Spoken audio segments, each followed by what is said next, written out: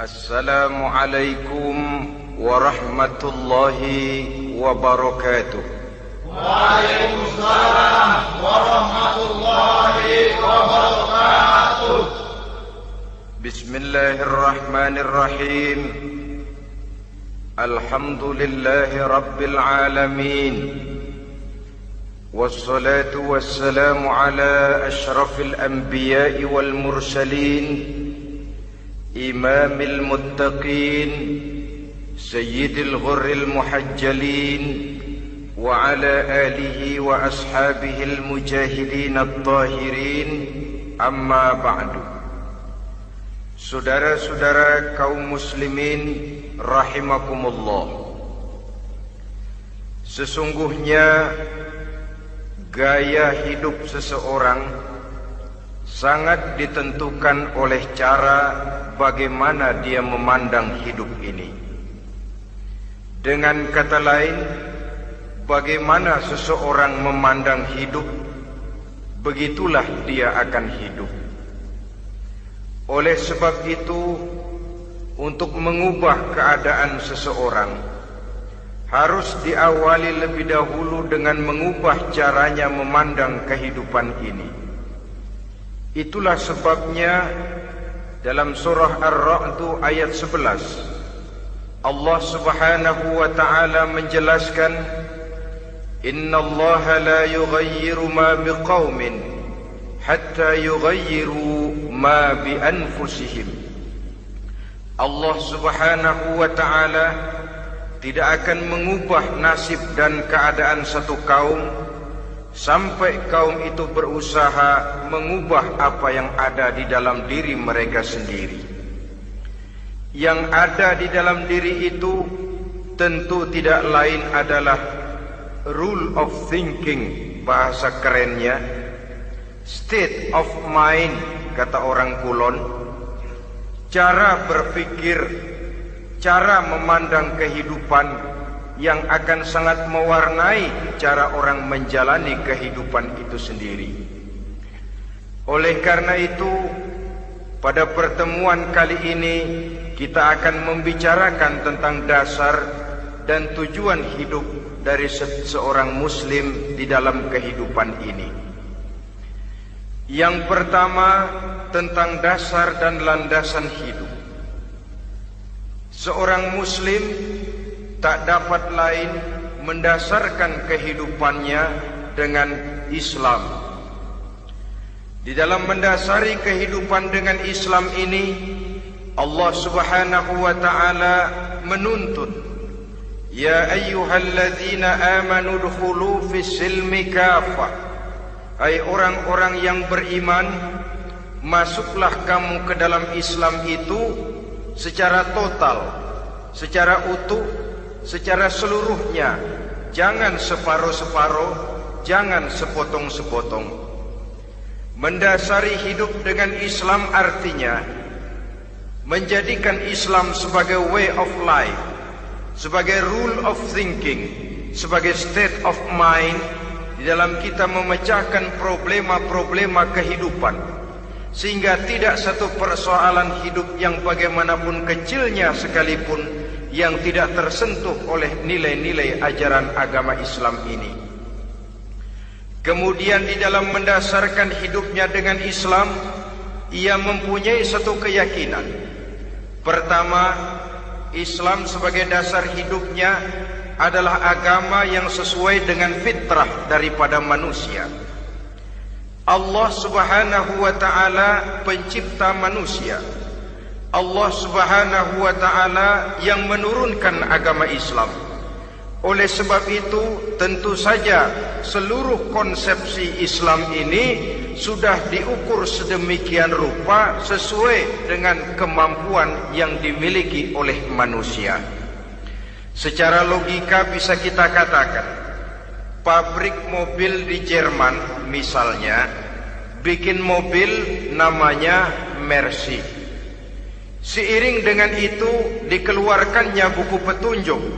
Mobil ini bernama Mercy, kecepatan maksimal sekian ratus kilometer per jam, daya angkutnya sekian ratus kilogram, kalau rusak memperbaikinya ini onderdilnya itu umpamanya.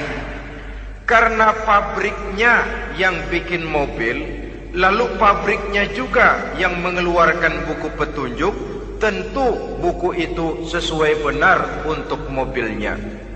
Dan logika mengatakan tidak bisa kita punya mobil Mercy rusak, kita perbaiki dengan menggunakan buku petunjuk yang dikeluarkan oleh pabrik mobil Fiat. Tentu saja mobil makin rusak, acak-acakan dan tidak karu-karuan. Ini artinya, jikalau manusia ingin baik, jikalau manusia ingin mencapai sesuatu yang bernama bahagia, dia harus mengikuti petunjuk yang dikeluarkan oleh yang menciptakan manusia. Dan petunjuk-petunjuk itu telah turun dalam satu konsepsi yang bernama Islam yang sesuai dengan fitrah manusia. Yang kedua, oleh karena keyakinannya bahwa Islam sesuai dengan fitrah manusia, ia pun berkeyakinan bahwa Islam adalah agama untuk seluruh manusia, universal.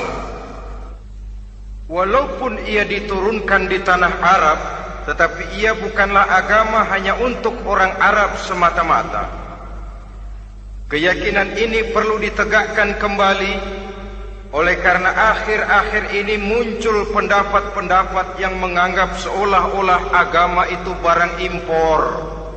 Persilahkan saja kalau memang itu merupakan keyakinannya, tetapi menganggap agama sebagai barang impor sungguh merupakan satu kekeliruan yang sangat besar.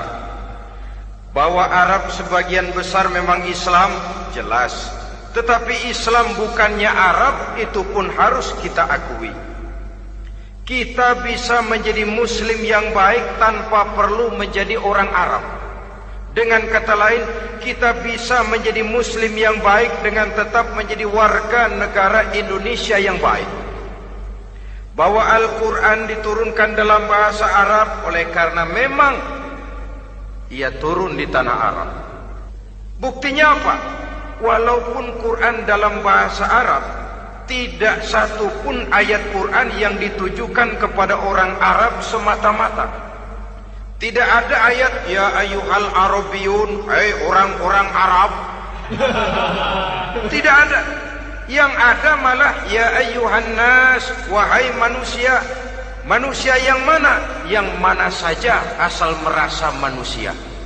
Kalau tidak merasa manusia, tidak usah terpanggil dengan ayat tadi. Maka dalam mendasari hidup dengan Islam, kita berkeyakinan Islam adalah agama untuk seluruh manusia.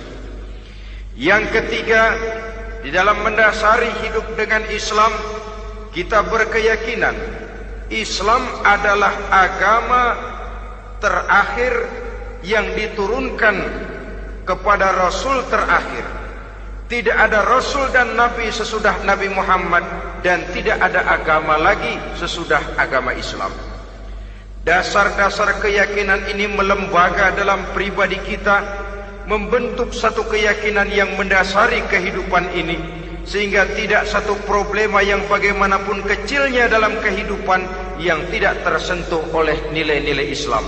Sejak kita tidur sampai kita bangun tidur, bahkan tidur itu sendiri, dan seluruh kegiatan kehidupan yang kita laksanakan dalam 24 jam, tidak satu pun yang tidak tersentuh oleh nilai-nilai Islam. Inilah pandangan hidup Muslim. Jawaban seorang Muslim terhadap problema-problema kehidupan yang dihadapinya, yang di dalam menjawab problema itu ia Islam oriented, berorientasi kepada nilai-nilai Islam.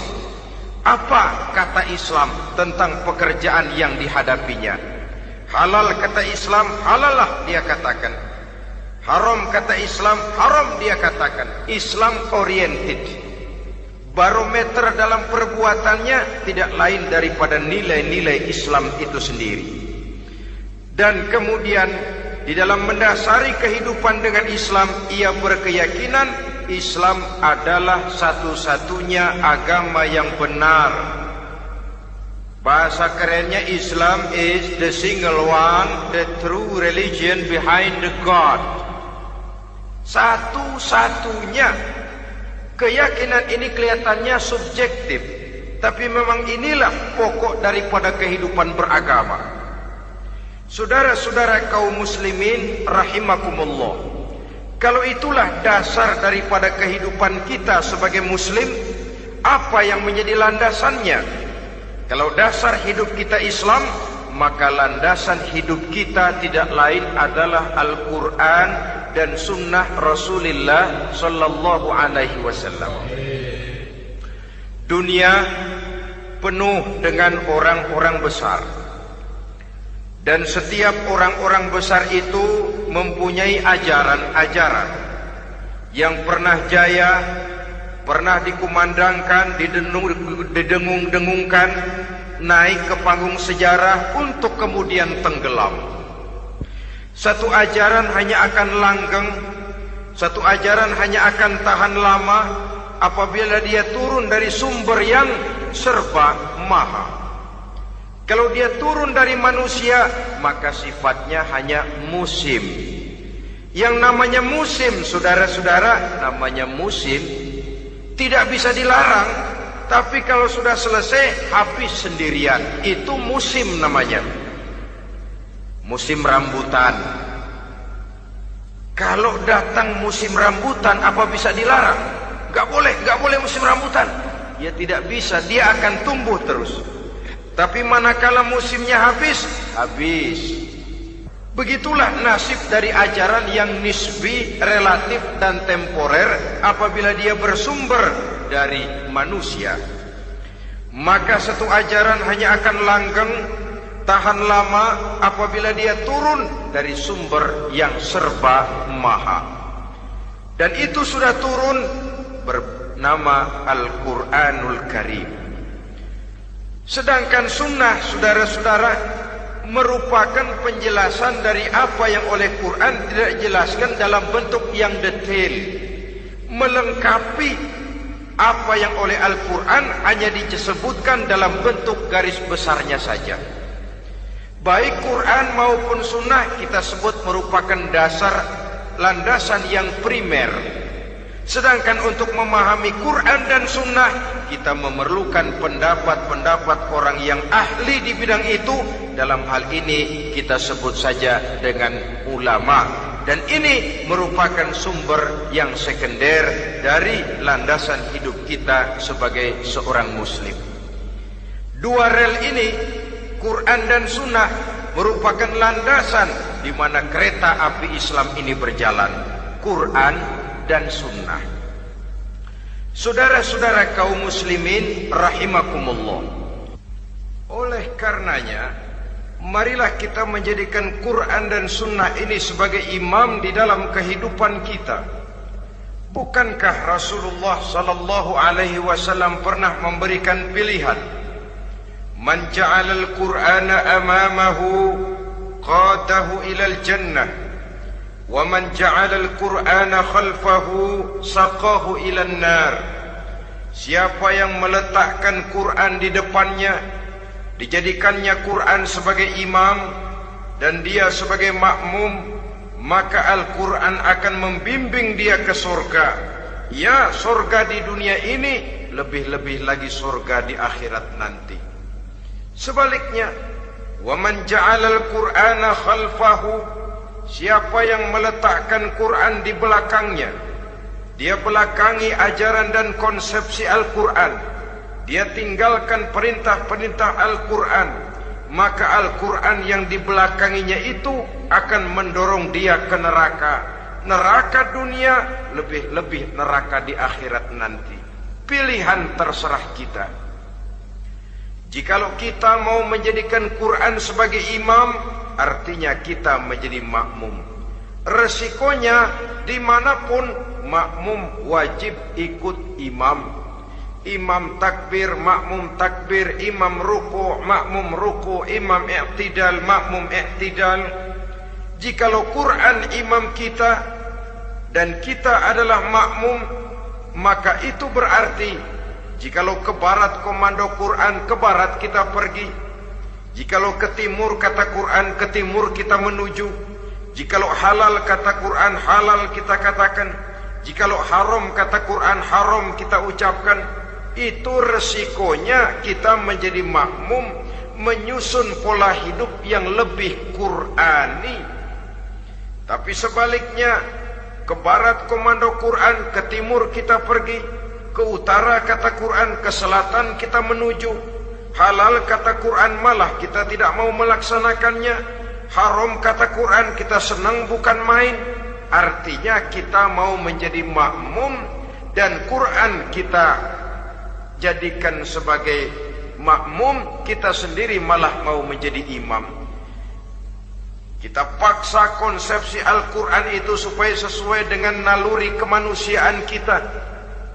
Mengotak-atik hukum, menghalalkan yang haram, mengharamkan yang halal.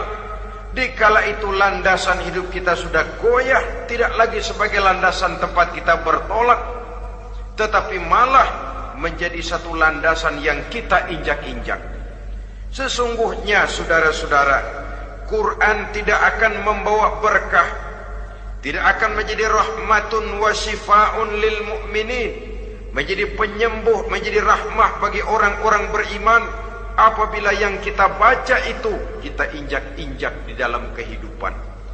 Upaya menyusun hidup yang lebih Qurani ini seiring dengan usaha kita menjadi warga negara yang baik. Yang saya katakan di awal tadi, tidak saling dan tidak harus saling bertentangan. Jadi dengan demikian, dasar hidup kita sebagai muslim adalah Islam, dan landasan hidup kita tidak lain adalah Al-Quran dan sunnah Rasulullah sallallahu alaihi wasallam. Ini landasan tempat kita bertolak. Ini yang mewarnai gaya kehidupan kita. Apapun yang mau kita lakukan, tempat kita bertanya lebih dahulu Quran dan sunnah. Saya mau melakukan pekerjaan ini, apa kata Quran? Saya mau pergi ke tempat ini, apa kata Quran? Saya mau berusaha dengan mengerjakan perusahaan ini, apa kata Quran? Merupakan landasan daripada kehidupan kita. Ini yang saya katakan tadi, membentuk rule of thinking, state of mind, bahwa gaya kehidupan kita diwarnai oleh landasan hidup yang bertumpu pada ajaran Al-Quranul Karim dan sunnah Rasulullah sallallahu alaihi wasallam. Baiklah ya, ini yang pertama tentang dasar dan landasan hidup. Yang kedua tentang tujuan hidup. Kalau sudah ada landasan tempat kita bertolak, lalu kemana pantai yang akan kita tuju? Mau apa sih kita hidup ini? Berleha-leha, menjalani acara rutin, bangun tidur sampai tidur lagi, kemudian besok begitu lagi, sampai menunggu datangnya sang ajal? Atau ada satu tujuan yang akan kita capai di dalam kehidupan ini? Apabila kita teliti, maka Al-Quran mengajarkan tujuan hidup setiap muslim pada dasarnya ada dua. Pertama, kita sebut saja tujuan jangka pendek. Tujuan jangka pendek itu sasarannya dunia sekarang ini. Bentuknya horizontal. Targetnya agar setiap pribadi muslim menjadi rahmatan lil alamin, rahmah bagi lingkungannya. Inilah yang oleh agama dinamakan hablum minan nas, yang isinya adalah ilmu dan peradaban. Jadi dunia dan seluruh isinya merupakan tujuan jangka pendek saja. Untuk mencapai tujuan jangka pendek, dunia dan seluruh isinya, unsur penunjangnya adalah pendidikan, pengalaman, atau nasib. Makin tinggi pendidikan, makin mudah menjangkau hidup. Makin banyak pengalaman, makin mudah menguasai dunia. Atau karena faktor nasib, pendidikannya tidak seberapa, pengalaman pun kadang-kadang dangkal, tapi karena nasibnya lagi hoki, kata orang sekarang, nasibnya lagi bagus, dia naik ke panggung memegang peranan. Faktor yang namanya nasib ini ada, tapi tidak bisa dijadikan sandaran. Untuk menjangkau dunia dan seluruh isinya, unsur penunjangnya pertama pendidikan, yang kedua pengalaman, yang ketiga faktor nasib. Oleh karena itu, apabila kita ingin mudah mencapai dunia, yang pertama harus kita laksanakan bagaimana menempuh satu pendidikan. Di zaman sekarang orang terangsang untuk hidup dalam pola yang oleh orang-orang priangan disebut hardolin. Saudara tahu hardolin? Itu potongan dari dahar modal ulin. Filsafat hidup yang pakaian mau bagus, makan mau enak, kerja nggak mau.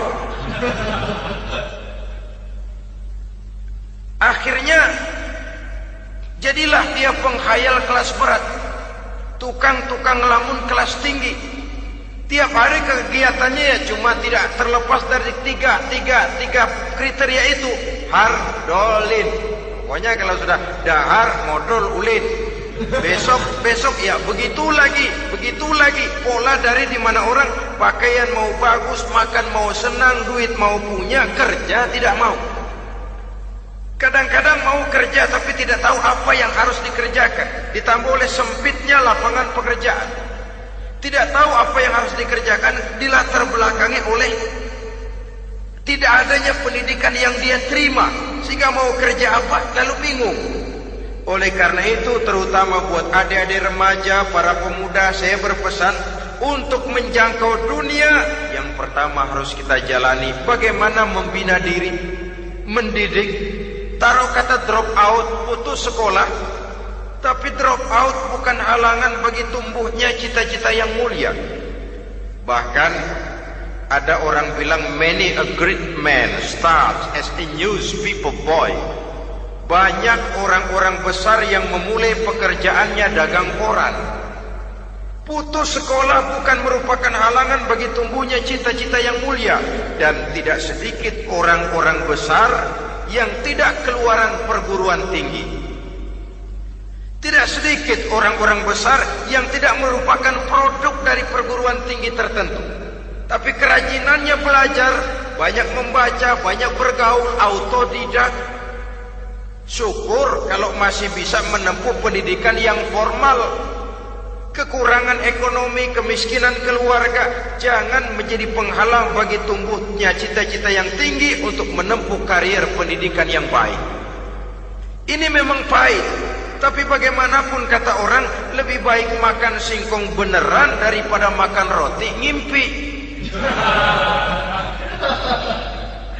Artinya jikalau memang perlu, lebih baik sekolah sambil dagang koran, nyemir sepatu, parkir mobil, daripada hardolin itu tadi.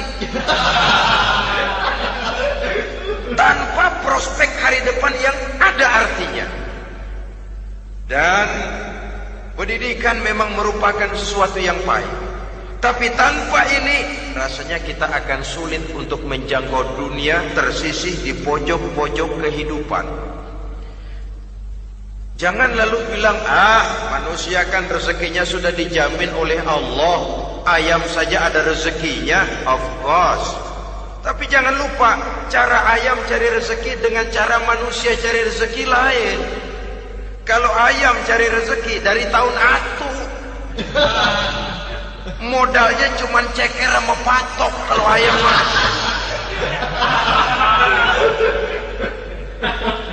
asal bisa nyeker, bisa matok, ayam dapat rezeki. Pokoknya kertok dah.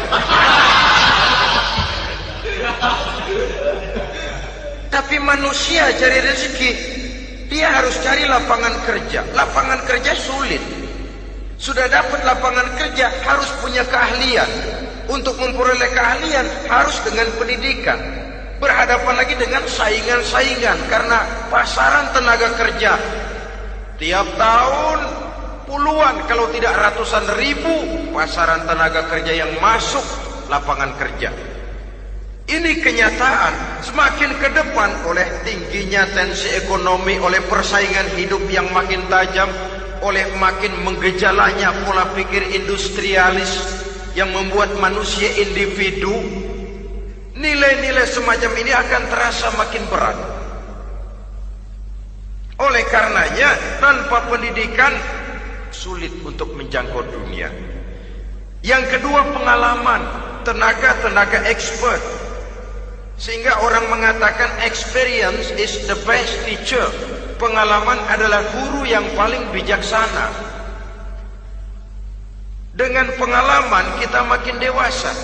Dan orang sering mengatakan kegagalan hakikatnya adalah keberhasilan yang tertunda. Jangan takut gagal, kalau itu akan mengantarkan kita kepada pola hidup yang lebih dewasa, lebih tegar, lebih sanggup menghadapi kesulitan-kesulitan. Dan faktor yang ketiga, nasib. Kadang-kadang orang pendidikannya tidak ada, kadang-kadang pengalamannya tidak seberapa, tapi karena nasib, engkongnya misalnya jadi komandan Hansip, dia naik jadi anggota Hansip. Itu karena faktor nasib saja. Yang ketiga ini ada, tapi tidak bisa dijadikan sandaran dalam arti bahwa kita lalu mengandalkan nasib. Lo nanti udah gede mau jadi apa? Gua sih gimana nasib aja dah. Jadi orang syukur, jadi gembel nasib. Tidak bisa kita menghadapi hidup dalam satu alur spekulasi. Tidak bisa kita menjalani skenario kehidupan ini dengan bersikap untung-untungan. Karena kehidupan walaupun tidak bisa dipastikan, paling kurang bisa dirancang, bisa direncanakan, bisa ditargetkan, bisa dianalisa kemungkinan-kemungkinannya. Walaupun tidak bisa dipastikan, tapi bisa diperhitungkan. Sebagai manusia yang terikat oleh causality, oleh hukum sebab akibat, sewajarnya kita memperhitungkan kemungkinan-kemungkinan itu. Kira-kira 5, 10, 15 tahun yang akan datang, sejauh mana kesulitan-kesulitan dalam kehidupan ini, sejauh mana persaingan dalam hidup, sejauh mana tenaga kerja dibutuhkan, sejauh mana keahlian dan skill menunjang ke arah itu. Kalau tidak, kita akan tersisih di sudut-sudut kehidupan untuk lebih banyak jadi penonton daripada menjadi pemain. Padahal kita ingin jadi pemain, kita ingin aktif, kita ingin punya peranan karena kita oleh agama dituntut menjadi rahmatan lil alamin, menjadi rahmah bagi lingkungan di mana kita tinggal, mewarnai lingkungan, bukan cuma diwarnai oleh lingkungan itu sendiri. Itu tadi tujuan jangka pendek sebagai tujuan yang pertama. Yang kedua, tujuan jangka panjang. Tujuan jangka panjang ini sasarannya adalah akhirat. Bentuknya vertikal, targetnya adalah mardotillah atau ridho daripada Allah. Dan ini yang oleh agama dinamakan dengan hablum minallah, tali vertikal yang menghubungkan manusia langsung dengan Tuhannya. Untuk mencapai tujuan jangka panjang akhirat ini, unsur penunjangnya adalah prestasi ibadah. Kalau untuk tujuan jangka pendek, dunia dan seluruh isinya, pendidikan, pengalaman, dan nasib memegang peranan yang sangat penting, maka untuk akhirat, pendidikan, pengalaman, nasib tidak punya pengaruh banyak. Unsur penunjangnya adalah prestasi ibadah. Bagaimanapun tinggi pendidikan, bagaimanapun banyak pengalaman, tanpa prestasi ibadah, nol besar kita dalam pandangan Allah Subhanahu wa ta'ala. Saudara-saudara kaum muslimin rahimakumullah, itu sebabnya seorang muslim sholat, puasa, haji, zakat, yang kalaupun ada target dunia itu cuma side effect saja, sekedar satu efek sampingan, target utamanya tetap tujuan jangka panjang, akhirat dan ridho Allah. Kenapa kita sholat? Untuk mencari ridho Allah. Kenapa kita laksanakan ibadah haji? Untuk mencari ridho Allah. Kita bangun di keheningan malam untuk mencari ridho Allah. Kalau ada akibat dunia, itu cuma akibat sekunder saja. Ada misalnya orang karena tekun ibadah rezekinya lancar, itu baru persekot, baru tanda jadi. Kadang-kadang persekotnya saja sudah nikmat kok, apalagi cashnya, kontannya. Sebaliknya kalau ada orang rajin ibadah, rezekinya seret, jangan jadi alasan. Kok lu nggak sembahyang? Alah, tetangga gua rajin sembahyang melarat terus. Ya memang sholat itu bukan dengan target dunia, target akhirat, saudara-saudara. Oleh sebab itu, seorang muslim adalah seorang yang berpandangan luas, berjiwa lapang. Maksudnya apa? Tujuan jangka pendek dan jangka panjang ini harus dia raih kedua-duanya. Ini yang oleh Al-Quran diajarkan agar setiap muslim mencapai fid dunia hasanah wa fil akhirati hasanah. Kebaikan di dunia, kebaikan di akhirat, itu arti hasanah. Jangan macam orang dulu, punya istri dua pergi haji. Yang satu yang muda istrinya namanya Hasanah, yang satu namanya Khadijah. Waktu tawaf keliling Ka'bah, si suami ini nggak bisa doa apa-apa kecuali Rabbana Atina itu. Tiap putaran Rabbana Atina fid dunya hasanah wa fil akhirati hasanah. Putaran kedua Rabbana Atina fid dunya hasanah wa fil akhirati hasanah. Ini istri tuanya yang namanya Khadijah dengerin aja. Akhirnya di satu saat dia colek suaminya, "Bang, mentang-mentang Hasanah bini muda disebutin melulu. Saya dong disebutin dalam doa." "Iya deh, ntar putaran selanjutnya." Suaminya blow on juga. Putaran kedua dia baca Rabbana Atina fid dunya hasanah wa fil akhirati Khadijah.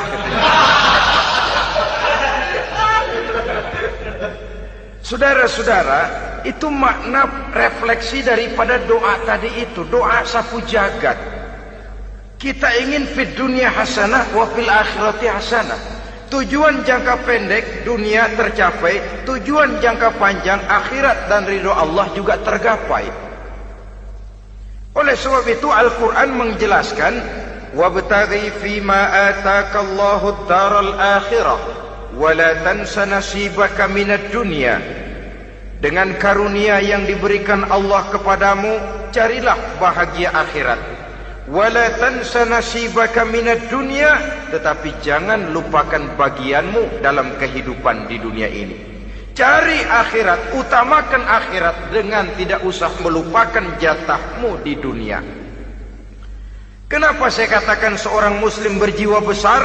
Sebab andai kata dia gagal mencapai tujuan jangka pendek, andai kata dia gagal di dunia, dan dia oleh Islam diajarkan jangan sampai gagal, tapi andai kata dia gagal, dia masih punya tujuan jangka panjang, akhirat dan ridho Allah. Dia masih bisa menghibur diri, biarlah di dunia kita sederhana, bahkan biarlah susah di dunia, asal di akhirat kita bahagia. Orang yang tidak punya pandangan hidup semacam ini, surgalah dunia ini, segalanya telah tertumpu di sini. Bila umurnya selesai, ajalnya datang, selesai sudah, surganya sampai di situ, dan dia tidak punya pengharapan lain di belakang itu. Maka seluruhnya bertumpu pada kehidupan di dunia, padahal dunia seperti air laut, makin diminum makin haus, makin kering tenggorokan. Dunia yang diperturutkan menyeret manusia ke dalam lingkaran setan, terjebak dalam sifat yang namanya tamak bin rakus alias serakah.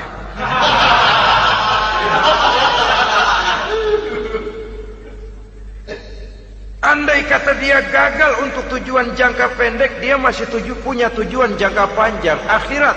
Dia masih sanggup berkata, biar di dunia kita sederhana, bahkan biar kebelangsak sengsara susah di dunia, asal di akhirat kita bisa bahagia. Kan masih ada harapan. Yang paling bangpak, paling rusak betul, sudah di dunia sengsara, di akhirat celaka. Di dunia rumahnya gubuk, pinggir kali miring, asal hujan bocor, utang selebar warung. Bayang kagak, ngaji enggak, puasa enggak, saban malam merit mulu. Saudara hadirin yang saya hormati, lalu kapan mau bahagia kalau sudah di sini susah, di sana akan susah juga. Ini yang pertama, seorang muslim, seorang yang optimis, berjiwa besar, luas pandangan. Kegagalan dia dalam jangka pendek tidak menyebabkan dia melupakan tujuan jangka panjang. Yang kedua, positifnya apa? Cara dia mencapai tujuan jangka pendek diwarnai oleh keyakinan adanya tujuan jangka panjang. Dia memang benar cari harta, tapi karena dia yakin ada akhirat, Allah ridho apa tidak? Ini positifnya. Saya memang cari duit, tapi dengan cara ini Allah ridho apa tidak? Saya memang ingin berpakaian yang rapi, tapi dengan tidak menutup aurat begini, Allah ridho atau tidak? Saya memang bergaul menghormati teman, tapi terjebak dalam minuman keras karena menghormati teman, Allah ridho apa tidak? Ini orang yang punya tujuan jangka panjang.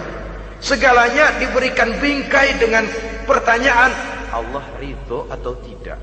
Keyakinannya terhadap tujuan jangka panjang mewarnai gaya hidupnya di dunia ini, mencapai tujuan jangka pendek tadi. Mau minum, Allah ridho apa enggak ini? Mau makan, yang saya makan Allah ridho apa enggak ini? Pendeknya apapun yang mau dia kerjakan, karena dia punya keyakinan tujuan jangka panjang, dia selalu menimbang terhadap ridho Allah tadi.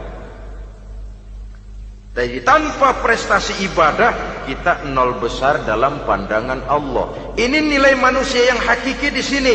Ini makna inna akramakum indallahi atqakum.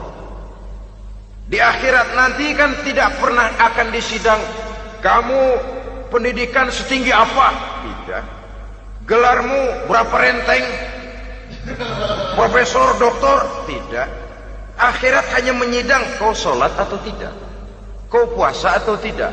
Kau zakat atau tidak? Diberikan kamu harta yang banyak, dari mana kau dapat, kemana kau belanjakan? Prestasi ibadah itu yang ditanya. Setinggi apa pendidikan, sebanyak apa pengalaman, no problem. Tidak jadi masalah di akhirat itu. Prestasi ibadah itu yang akan kita persembahkan di hadapan Allah. Itu makna inna akramakum indallahi atqakum. Kerbau dinilai dari dagingnya, makin gemuk makin mahal harganya. Tapi ada perkutut lebih mahal dari kerbau. Perkutut itu mahalan mentahnya loh daripada matangnya. Karena harga perkutut pada suaranya. Lalu di mana harga manusia yang paling gemuk? Tidak. Suaranya, oh kalau manusia dinilai dari suaranya, barangkali Madonna nomor awal masuk surga. Hanyalah dengan prestasi ibadah kita bisa mencapai tujuan jangka panjang, akhirat dan ridho Allah. Nah baiklah ya, kalau sudah jelas bahwa kita punya dua tujuan jangka hidup, jangka pendek dan jangka panjang, bagaimana Islam mengajarkan kita meraih dua ini? Pada prinsipnya Islam mengajarkan sistem keseimbangan. Dalam berbagai aspek kehidupan, keseimbangan ini nampak dengan nyata diajarkan oleh agama kita. Seperti ayat yang saya bacakan tadi. Dengan karunia yang diberikan Allah kepadamu, cari negeri akhirat, tapi jangan lupakan bagianmu di dunia ini. Dalam bentuk yang lebih nyata, bekerjalah untuk duniamu seolah kau akan hidup buat selamanya, tapi bekerjalah buat akhiratmu seolah kau akan mati besok. Manifestasinya dalam kehidupan, misalnya orang kaya diperintah membantu yang miskin, tapi orang miskin dianjurkan berusaha. Jangan mengandalkan hidup kepada yang kaya, seimbang. Kamu kaya, betul Pak, bantu yang miskin. Kamu miskin, iya Pak, berusaha, seimbang. Tuan rumah diwajibkan menghormati tamu, tamu diwajibkan tahu diri, seimbang. Jadi bagaimana kalau sudah kita bekerja di sawah, di ladang, di pasar, di kantor, anggap kita akan hidup selamanya agar timbul gairah kerja. Tapi kalau sudah sholat, anggap kita akan mati besok supaya timbul khusyuknya. Nah, titik tekannya di mana? Stresnya itu. Walaupun Islam mengajarkan sistem keseimbangan, tapi Al-Quran tetap menggarisbawahi walal akhiratu khairul laka minal, bahwa bagaimanapun seimbangnya, akhirat itu lebih utama daripada dunia. Bagaimana implementasinya? Kata orang-orang tua, kalau kita menanam padi, rumput pasti tumbuh, tapi nanam rumput jangan mimpi tumbuh padi. Maksudnya apa? Kalau satu perbuatan kita niatkan karena Allah, dunianya pasti ikut. Tapi kalau satu perbuatan diniatkan karena dunia semata-mata, akhirat akan hilang. Sebab itu, biasakanlah berbuat sesuatu baik untuk tujuan jangka pendek, lebih-lebih untuk tujuan jangka panjang, dengan motif lillahi ta'ala. Jadi saya ulangi, satu perbuatan kalau sudah diniatkan karena Allah, dunia biasanya ikut.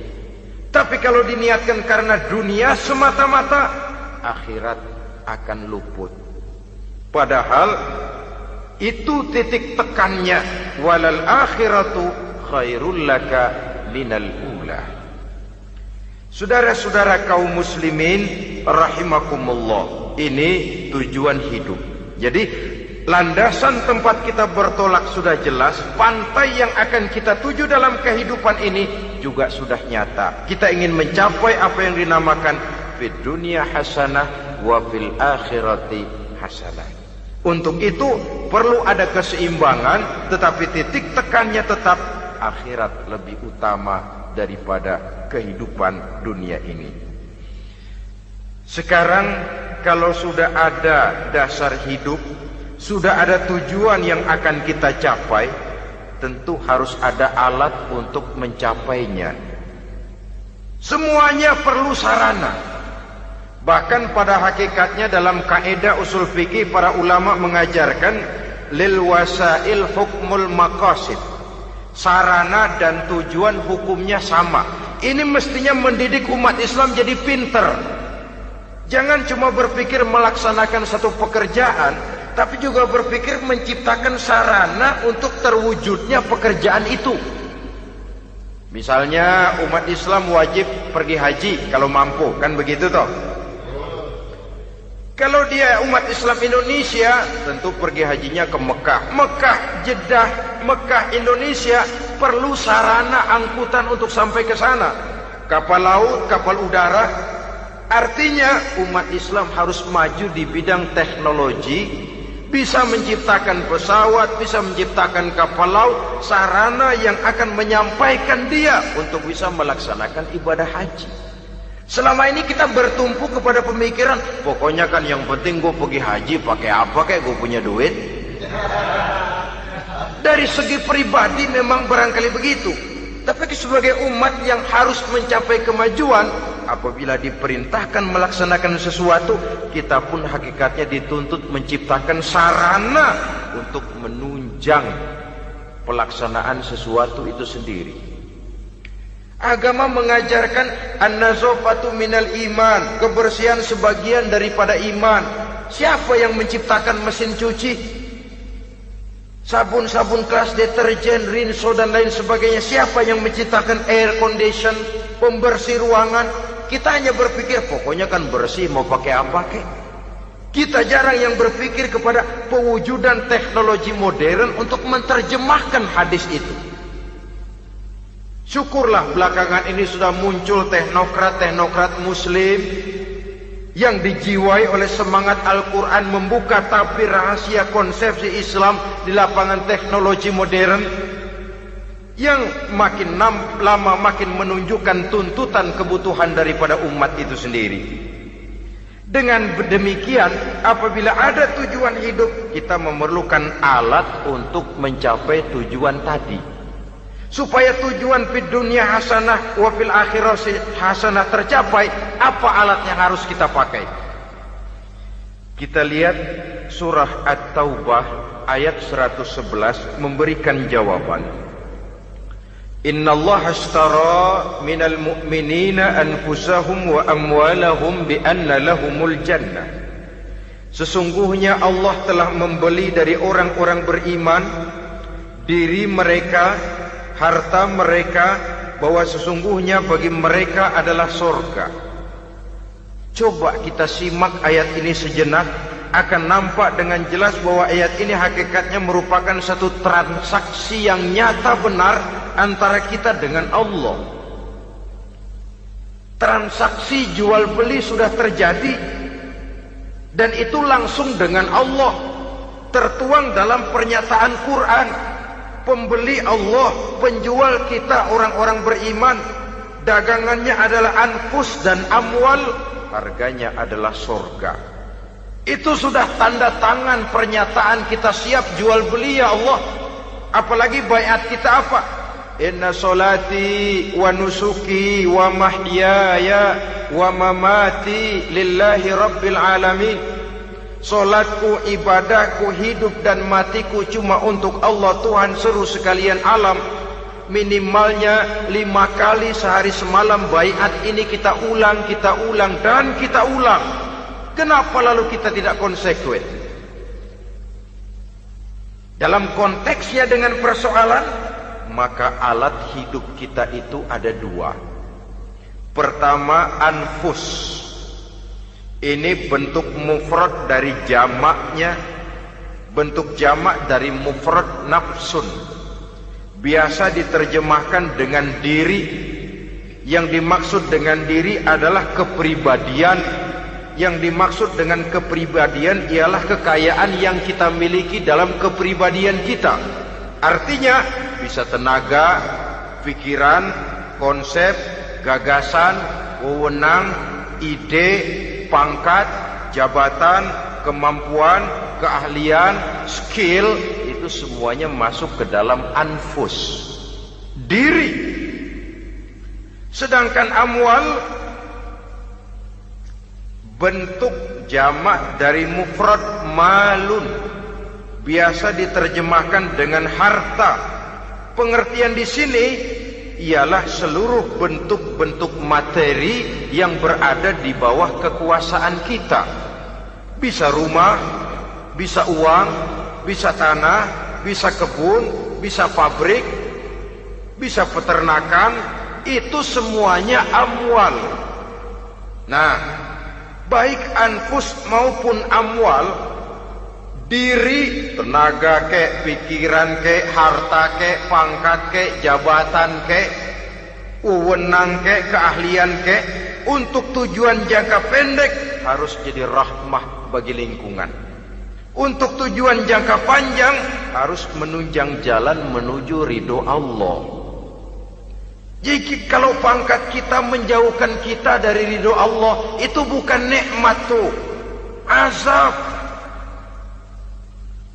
Punya pangkat bukan melakukan kebaikan, malah melakukan kejahatan, setidak-tidaknya berdiri di belakang kejahatan, melindungi perbuatan-perbuatan munkar. Dalam kelas kakap melindungi korupsi, dalam kelas teri jadi backing tukang koprok. Umpamanya itu sudah menyalahi. Alat tidak digunakan untuk mencapai tujuan, itu untuk tujuan jangka pendek. Lalu amwal harta, uang, tanah, rumah, kebun untuk tujuan jangka pendek harus menjadi rahmah bagi lingkungan. Sedang untuk tujuan jangka panjang, baik diri maupun harta harus menunjang jalan menuju ridho Allah, harus meningkatkan prestasi ibadah kita kepada Allah Subhanahu wa ta'ala. Malah yang namanya amwal ini tanggung jawabnya lebih berat loh saudara. Kalau saudara diberikan ilmu, sidang akhirat cuma satu. Ilmumu kau amalkan untuk apa? Saudara diberikan umur panjang, pengadilan akhirat cuma bertanya satu, umurmu kau habiskan di mana? Tapi saudara diberikan harta, pertanyaan akhirat dua, hartamu kau dapat dari mana? Kau belanjakan kemana? Dari mananya dan kemananya ditanya, depan belakang. Kadang-kadang kan ada orang hartanya didapat dari jalan yang halal, dibelanjakan di jalan haram. Kerja peras keringat banting tulang setengah mati, begitu dapat duit beli buntutan, muter-muter kertas cari kode. Didapat dari jalan halal, dibelanjakan di jalan haram. Atau didapat dari cara yang haram, dibelanjakan di jalan yang baik. Menang judi, nyumbang pesantren. Nabi mengajarkan innallaha thayyibun la yaqbalu illa thayyib. Allah itu baik dan hanya menerima yang baik-baik saja. Tidak bisa mencuci kain dengan air najis. Kain akan tetap kotor. Saudara-saudara kaum muslimin rahimakumullah. Oleh karenanya masalahnya terpulang kepada kita, pandai-pandailah membagi orientasi. Suatu saat tenggelam kita dalam kesibukan dunia dan seluruh isinya untuk mencapai tujuan jangka pendek. Lain saat tenggelam kita memfanakan diri untuk mencapai tujuan jangka panjang, akhirat dan ridho Allah. Karena kehidupan ini bukan berjalan tanpa batas. Umur ini bukan satu karunia tanpa pertanggungan jawab.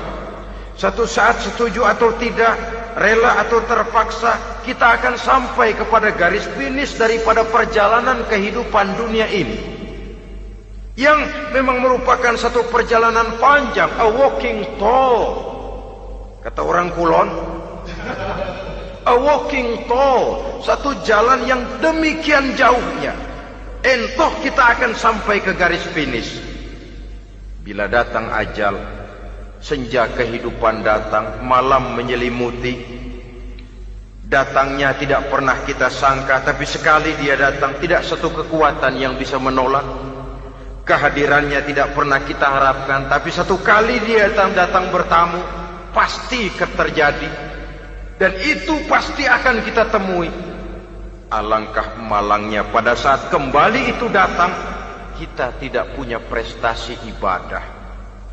Lalu apa artinya prestasi dunia? Apa artinya tujuan jangka pendek kalau kita harus kehilangan tujuan jangka panjang? Rumah kita yang besar, pangkat kita yang tinggi, harta kita yang banyak, bisakah menolong kita untuk kalau sudah kumpul di padang mahsyar nanti? Malaikat, jangan gebugin saya, rumah saya harga 2 miliar.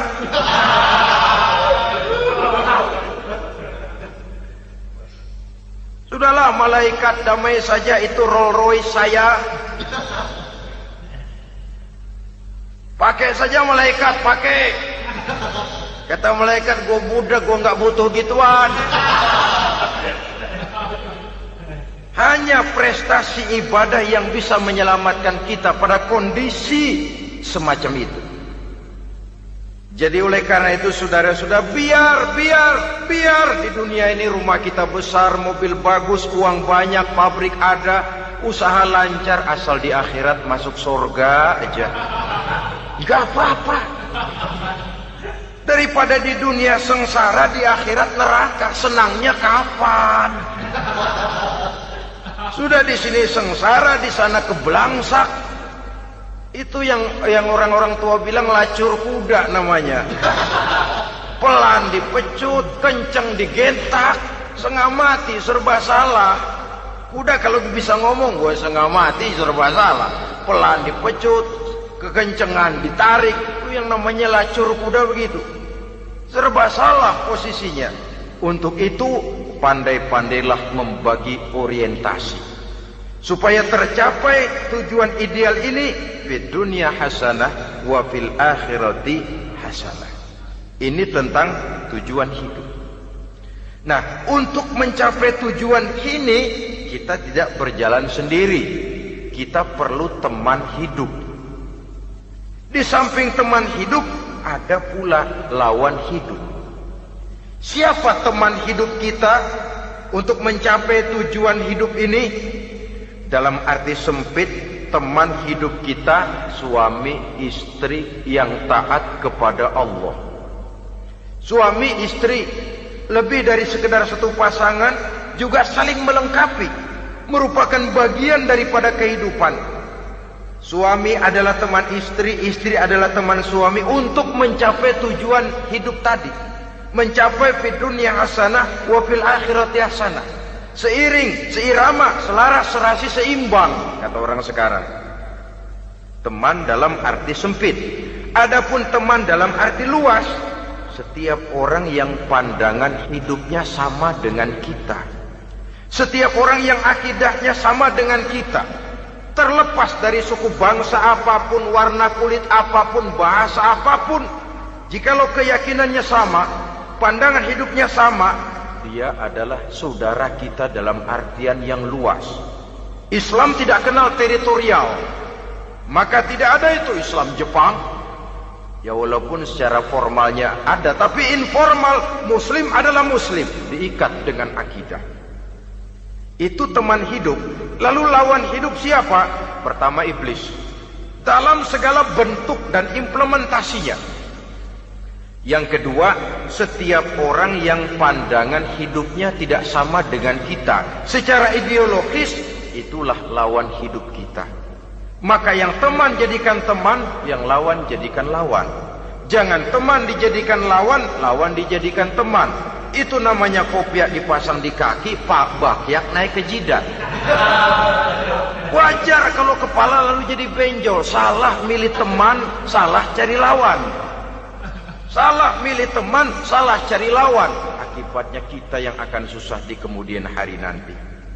Saudara-saudara kaum muslimin rahimakumullah, oleh karenanya pandai-pandailah dalam hidup ini. Yang teman jadikan teman, yang lawan jadikan lawan. Kalau lawan kita jadikan teman, sementara teman kita jadikan lawan, dan itu apa yang banyak terjadi dalam praktek kehidupan, kita tidak akan bisa mencapai tujuan karena akan tertarung di kaki sendiri.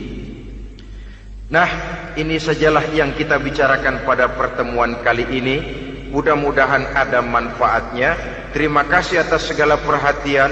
Mohon maaf atas segala kekurangan. Usikum wa nafsi bitaqwallah. Wassalamualaikum warahmatullahi wabarakatuh. Waalaikumsalam warahmatullahi